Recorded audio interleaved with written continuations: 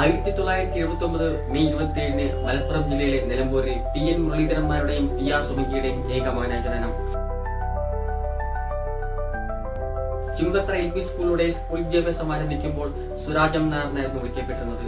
എന്നാൽ 1988 5ാം ക്ലാസ്സിൽ പഠിക്കുമ്പോൾ SFI എന്ന വിദ്യാർത്ഥി സംഘടനയിലൂടെ രാഷ്ട്രീയത്തിലേക്ക് പ്രവേശിച്ചപ്പോൾ തന്റെ പേരിന്റെ കൂടെ ജാതിവാൽ വേണ്ട എന്ന് വെക്കുകയും സുരാജ് നായർ എന്ന പേര് പുനർനാമകരണം ചെയ്ത് M സ്വരാജ് എന്ന പേര് സ്വീകരിക്കുകയും ചെയ്തു.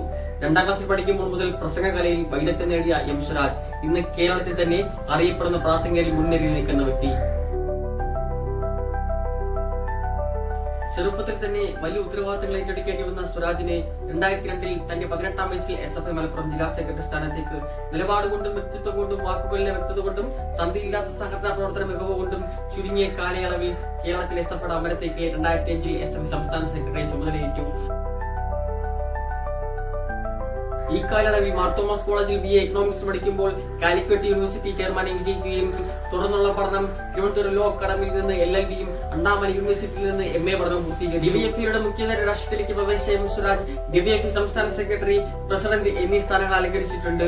2015 ആലപ്പുഴയിൽ നടന്ന CPM സംസ്ഥാന സമ്മേളനത്തിൽ CPM സംസ്ഥാന കമ്മിറ്റി അംഗമായും 2022 എറണാകുളത്ത് വെച്ച് നടന്ന CPM സംസ്ഥാന സമ്മേളനത്തിൽ സംസ്ഥാന സെക്രട്ടേറിയറ്റ് മെമ്പറായും തെരഞ്ഞെടുത്തു. ചാനൽ ചർച്ചകളിൽ നിറസാന്നിധ്യമായിരുന്ന M സ്വരാജ് ചാനൽ അവതാരകരെ പോലും വെള്ളം കുടിപ്പിക്കുന്ന രീതിയിൽ വളരെ കൃത്യവും വ്യക്തവുമായി മറുപടി കൊടുത്ത് ശീലമുള്ള കലാ, സാഹിത്യം എന്നീ തലങ്ങളിൽ കഴിവ് തെളിയിച്ചിട്ടുള്ള സ്വരാജ് 3 യാത്രാ വിവരണവും ഒരു കവിതാ സമാഹാരവും രചിച്ചിട്ടുണ്ട്. 2016 പാർലമെന്ററി രാഷ്ട്രീയത്തിലേക്ക് പ്രവേശിച്ച M സ്വരാജ് തൃപ്പൂണിത്തുറ മണ്ഡലത്തിൽ നിന്നും കോൺഗ്രസ് നേതാവായ K ബാബുവിനെതിരെ 4467 വോട്ടിന് വിജയിച്ച് MLA നിയമസഭയിലേക്ക്. വാക്ചാതുര്യം കൊണ്ടെന്നും നിയമസഭയിൽ പ്രതിപക്ഷത്തിന്റെ പേടി സ്വപ്നമായിരുന്ന വ്യക്തി 2021 നടന്ന തെരഞ്ഞെടുപ്പിൽ K ബാബുവിനെതിരെ 1232 വോട്ടിന് പരാജയപ്പെട്ടെങ്കിലും ജനഹൃദയങ്ങളിലെ നിറസാന്നിധ്യം കൊണ്ട് PV അൻവർ രാജിവെച്ച നിലമ്പൂർ സീറ്റിലേക്ക് സ്വരാജിന്റെ സ്വന്തം മണ്ഡലമായ നിലമ്പൂരിൽ സഖാവ് കുഞ്ഞാലിക്ക് ശേഷം CPM-ന്റെ പാർട്ടി ചിഹ്നത്തിൽ തന്റെ 3ാം അംഗത്തിന് ഇറങ്ങിയിരിക്കുന്നു.